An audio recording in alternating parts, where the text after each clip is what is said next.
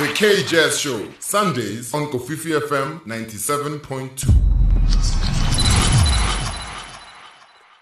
Heritage Month in South Africa is always a time to reflect on and honor our nation's diverse culture and rich heritage.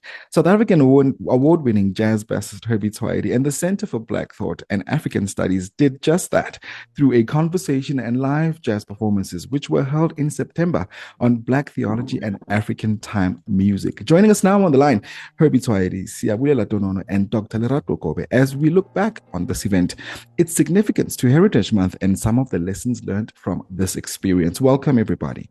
I want to begin with you, Brahebi. Maybe let's start by unpacking the philosophy African time. A concept that you've consistently woven into your music as a tool, for storytelling.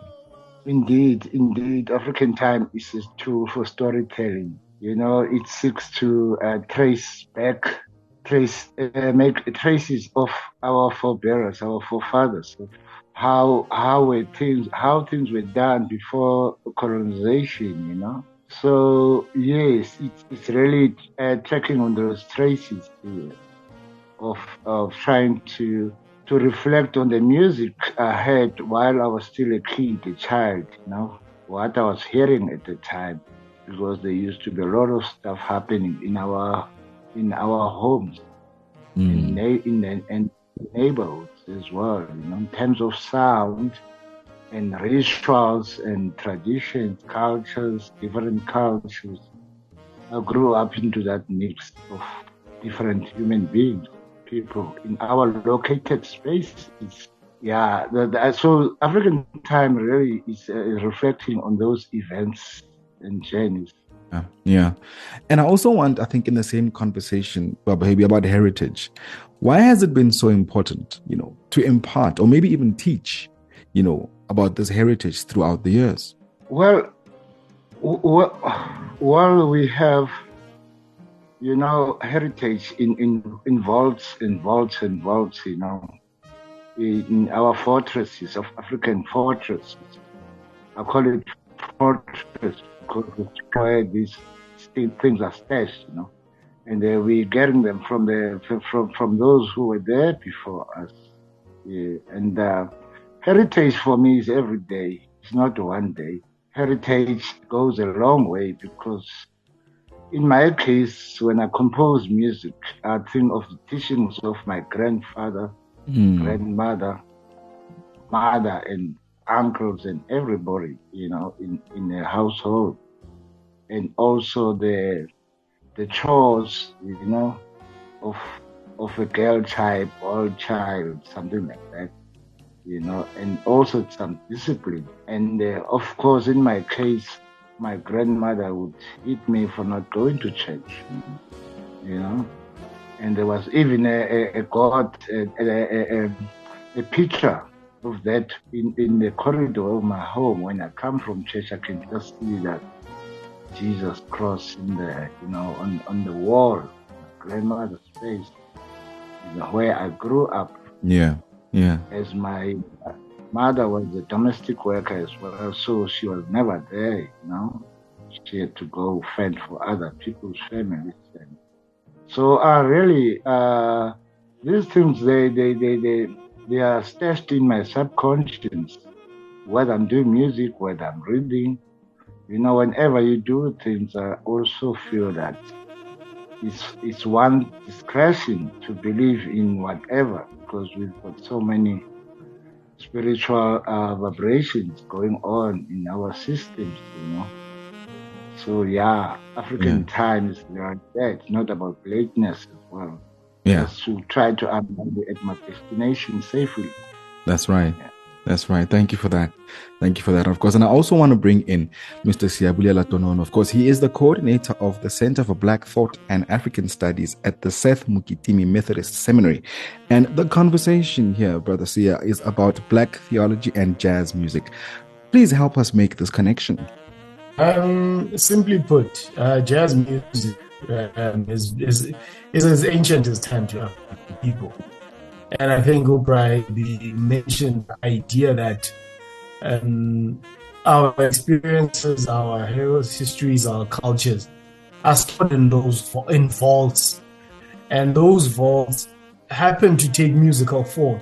And part of that musical form is jazz music. So if we look at the traditional understandings of the origins of jazz music, it has its roots in African people, enslaved African people, who on their own journey across the Atlantic. I think we lost Siya there. We'll wait for him to come back. I think maybe let's also then bring in Dr. Lerato, who's a lecturer in the Department of Christian Spirituality, Church History, and Missiology at UNISA's College of Human Sciences. And she was part of the conversation of Black theology, in fact, of theology and Black consciousness at this gathering. And Doctor, I want us to go back to that day, and that conversation and some of the points, key points that were highlighted. Well, thank you so much for this time to reflect. As I come into the conversation, of course, as a Black theologian, and we come into the conversation because of also the kind of similarities of within jazz and Black theology, and how we read into that history and that culture. So, for example, I said one of the things that I said to Brahebi when he was performing there, and for me, I said, of course, I can pick up so many things within Black theology, but connecting even not just Christianity, but also African spirituality. Just the fact that Brahebi decided, I'm going to play this thing like the way he plays it, how he sings also. I remember in his performance, I thought about the grandmothers, and the grandfathers in the villages where people sing, they just start a song and the whole thing just becomes something without even having communication, how this must be. So, and I thought of that also in our reflection of Black theology in South Africa. I mean, because there is also the discussion within scholars about the beginnings of Black theology, even jazz. And I think my friend, the director of the Center for African Thought has talked about it. What are the real origins of jazz, even of Black theology? Because Black people in South Africa, in their encounter with coloniality, where our ancestors had to be forced to be Christians, and they had to make sense of this religion, and they had to use their own culture to make sense of it. Also, with jazz, when we look at jazz, we see the similarities with African music. I mean, one of the famous songs that people say that it's written by this white guy, Amazing Grace. But when we do the history of that song, we find out this guy was a slave ship owner. He shipped slaves, and he had the slaves doing a sorrow chant from West East Africa. And then he placed his music into that. But we don't have that history. But the connection then, when you come and sing this song and Africans listen to it, they're like, but this is on the African scale. So I mean, it's the same thing with Black theology. So then we found our moments there, especially when Black jazz music became a space for Black people within the church to express themselves, to express their suffering, their joys, and everything. So that's how we come in within the conversation as Black theologians. And I want you to hold that thought for a second, and I want to welcome back Siyabulela Tonono from a bit of a break there. I think he broke in transmission, and I want to go back to the point that he was making, and I think that he was connecting, Black theology and jazz music. No, I'm saying jazz has its roots on the African continent. It is a melody that has resonated with enslaved people across the Atlantic, found its way into the Americas. It not only did it find its way into the Americas, it managed to survive in the form of Negro spirituals and evolved into what we now call jazz music. But this melody has lingered on from the African continent. It has its roots in the African continent. It's found its expression through the lived experiences of enslaved people. And what colonialism has done is that the same melody that has been resonating across the Atlantic found resonance within the continent as well. And so jazz becomes the circling back of an African melody across Atlantic, via North America, back into the Southern African context. And all that is the message that has been reverberating has always been about the liberation of Black people. It has always been about expressing the joys, the hardships, and the experiences of Black people. So all of these conversations, in a similar way, one can make the same argument of Black theology, in the sense that African people have needed some sense of where their gods are, who their gods are in the midst of colonialism, and have had to think through that. And so Black theology has been the way in which we have thought and made sense about the realities and the existence of God in the midst of our lived realities, in the midst of the colonial oppression, in the midst of apartheid, in the midst of slavery. We still had to grapple with, where is our God in the midst of all of this oppression? And so the conversation was really aimed at teasing the ways in which of the oppression of Black people has manifested itself over the years, and how throughout the existence of that oppression, there has been a voice that has been calling for the liberation of Black people, and using melodies of jazz music has been part of that conversation. Yeah. Doctor, I think maybe let's look at it this way. The understanding of Christian beliefs is already so complicated. At a time where belief systems have taken various directions over the years, particularly, in our country. Why was it so important, maybe, to understand the role that they've played, I suppose Christianity has played in the evolution of the Black experience in post-colonial South Africa today? I think for us as Black theologians is not more about, we understand that Christianity has become the way that our people have made sense of their suffering, but it has always been a very problematic and toxic way in which people have used Christianity to make sense of their suffering and their oppression. Like, we live in a country where people go to church, and if the priest says they must eat grass, they will eat grass. So our beginnings is the problematics of how this religion has become this thing that our people, that takes away their thinking. So therefore, Black theology becomes this discourse then that locates, like Brahebi said now about African time, locates people within their context, within their experiences and suffering. And then they read into the story of Jesus from their own perspective as suffering people in the world. And therefore they make connection with the suffering Jesus, who's born under an empire, Roman Empire. And also, therefore, Black theology comes into existence into that, to read the story of Jesus as a liberation story. And I mean, in South Africa, Black theology, people like Desmond Tutu, and that's the funny thing, people don't know that Desmond Tutu was a Black theologian. He was such a radical priest who was friends, actually, with people like Robert Sobukwe. And he had conversation on this notion of this Western Christian God. And he's one of the people who actually argued that we also need to look into African traditional religions, how they can help us to liberate ourselves under the yoke of apartheid at that time, and just coloniality in its totality. So Black theology is that theology that tries to make sense. Its starting point for doing theology is Blackness.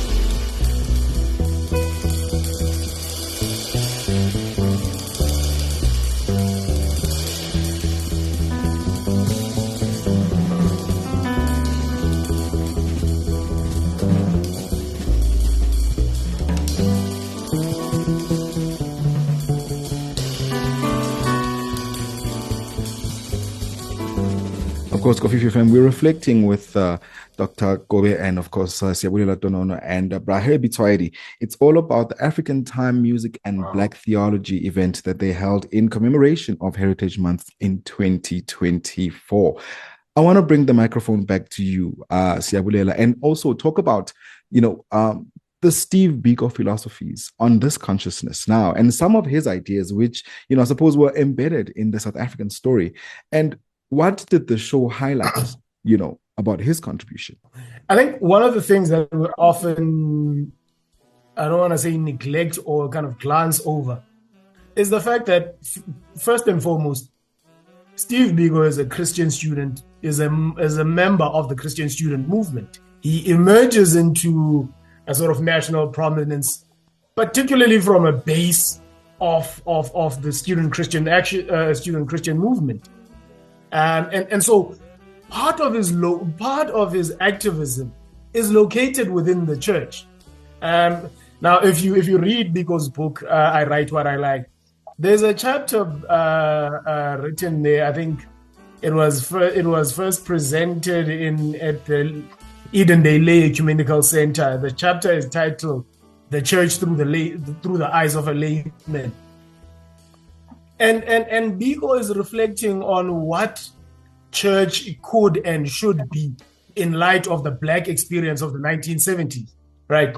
And so when we think about Biko, firstly, we must locate him within the student Christian movement, and understand that the emergence of South African students' organizations and Black and to a later extent the Black consciousness movement as a whole, it mainly moved through ecclesiastical circles or church spaces. And so our conversation was really looking at the links between Black consciousness, this ideology that is meant to rehumanize the Black who has been damned for over 300 years. That movement was primarily a movement that emerged within the church. Granted, it's not a movement that was sanctioned by the official church, but it was Black people using the platforms and networks created by the experiences and by the ecclesiastical spaces such as churches to galvanize and build and organize themselves in that.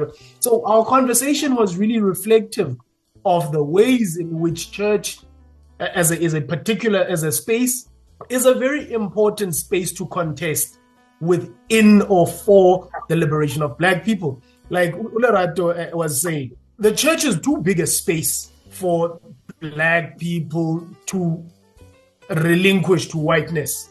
Every Sunday, you go into any located space, as Herbie calls them, any located space on any Sunday, you will find every Sunday morning, Black people are going to church. Different variations of church. Some churches have buildings, others do not. Others have uniforms, others do not. And so you see this. Now, when you're saying that space is a space that is not contested and you leave it as a political vacuum, effectively that is space in which white theology can further grow its tentacles and continue shackling the minds of Black people. Wow. And I think this is a topic for the next conversation, maybe in the next series of this theology and African time music. But speaking of that, Sia, let's talk about the future of this show. And what other conversations should we look forward to, as we walk towards the next Heritage Month? I think part of the future conversation really need to grapple with the ever-changing socio-political context, the ever-changing nature of racialized capitalism, and how do Black people respond to this ever shape-shifting phenomenon. I mean, how the ways in which race and gender and class have been wrapped up in the 1970s has markedly changed in how they manifest themselves in the 21st century. And so part of the future conversations need to be looking at this elephant in the room of racialized capitalism which no longer needs a whiteness of skin pigmentation. We see a lot of people with a lot of melanin whose political and socio-economic sort of stances distance themselves from blackness. And so how do we make sense of a majority black government being the oppressive force in a 2024 context that is fundamentally racialized and capitalized and still plays into the fundamental structures of racialized capitalism? So part of the conversation going forward needs to be, how do we unmask the ways in which whiteness and racialized capitalism morph themselves into our daily lives, and how then do we galvanize around that understanding?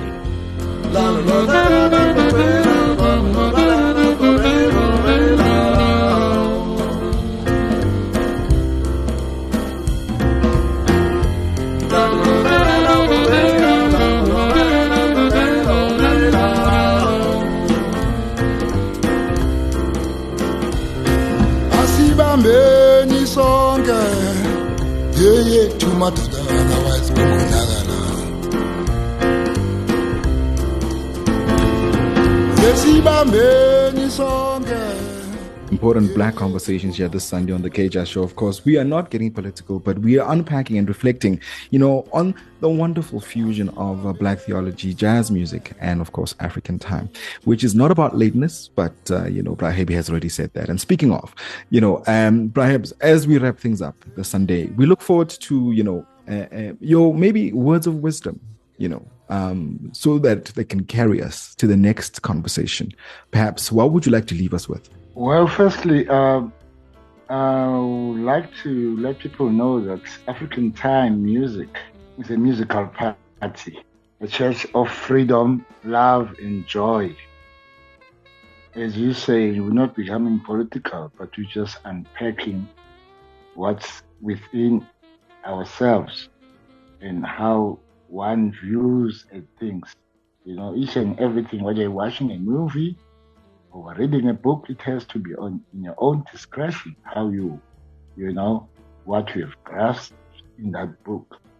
So let's be ourselves. Let's connect with nature. Even our local spaces has nature where we are able to think. Even now it's always dusty. I guess I remember sitting under the trees and stuff like that, because that's the way our grandmother, fathers were gathering. Because all this information is from the backyard. Take note of the backyard background of the elders, of what they've been teaching you, or in all our cultures, traditions, and so on, values, principles. That's what my grandmother taught me. So those things are still embedded in my subconscious. Hence the music that it's not my music. It transcends from those majors up there, superpowers. I never have music, but I heard the music. And also, as I was growing next to the hostel, my grandmother's house was very adjacent to the hostel. So I used to go there as a child. And those people who were in the hostels were migrant workers from different parts of the country. So all those cultures are coming back, to me, and I'm using that in the sense of music. All those sounds, all those great teachings of. Because remember, it's not only at home that you get all these teachings and blessings. It's in the surroundings of where you are located at, now called townships, but it's located space. So let's be ourselves. Let's try and reflect who are we and who are we and which way are we going. Yeah. That's all I can say. Absolutely. And well, thank you, of course, to the three of you for reflecting with us this Sunday. And we look forward to engaging with you again in the next African Time Music in Conversation with Black Theology, and all of those wonderful and exciting conversations still to come.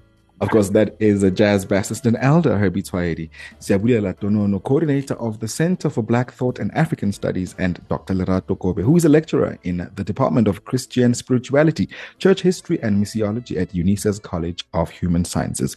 And all three of them were on the K-Jazz Show.